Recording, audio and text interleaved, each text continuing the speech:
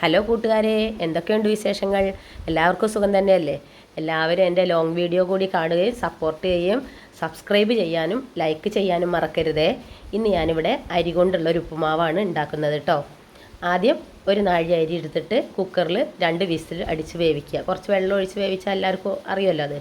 അതിന് ശേഷം ഒരു ചീഞ്ചട്ടി അടുപ്പിൽ വെച്ചിട്ട് ഇത്തിരി കടുകിട്ട് പൊട്ടിച്ച് അതിന് ശേഷം ഉള്ളി, ചെറിയ ഉള്ളി, പിന്നെ പച്ചമുളക്, ഇഞ്ചി, കരിവേപ്പിൻ്റെ ഇല അതും കൂടെ അതിലിട്ട് മൂപ്പിക്കുക. എന്നിട്ട് ഒരുവിധം നല്ല ബ്രൗൺ കളറായി വരുമ്പോൾ ഈ വേവിച്ച് വെച്ച ചോറ് ആ ചീഞ്ചട്ടിയിലേക്ക് എടുത്തിട്ട് നന്നായിട്ട് ഇളക്കി ഒന്നും കൂടെ ഒന്ന് ആവി ഇങ്ങനെ ഇളക്കി ആവി വരുന്ന രീതിയിലാവുമ്പോൾ ഉപ്പുമാവ് റെഡിയാകും കേട്ടോ.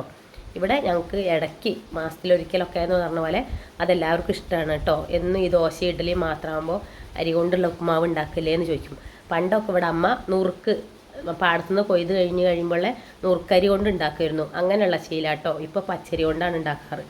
അതുകൊണ്ടാണ് ഇടയ്ക്ക് ഇങ്ങനെ എപ്പോഴേലും ഒക്കെ ഉണ്ടാക്കുന്നത്. നിങ്ങളുടെ വീട്ടിലൊക്കെ നിങ്ങളിങ്ങനെ ഉണ്ടാക്കാറുണ്ടോ കൂട്ടരെ? എല്ലാവരും ഉണ്ടാക്കി നോക്കുക. അല്ലെങ്കിൽ എല്ലാവരും സപ്പോർട്ട് ചെയ്യണേ. ലൈക്ക് ചെയ്യാനും മറക്കരുത്. താങ്ക്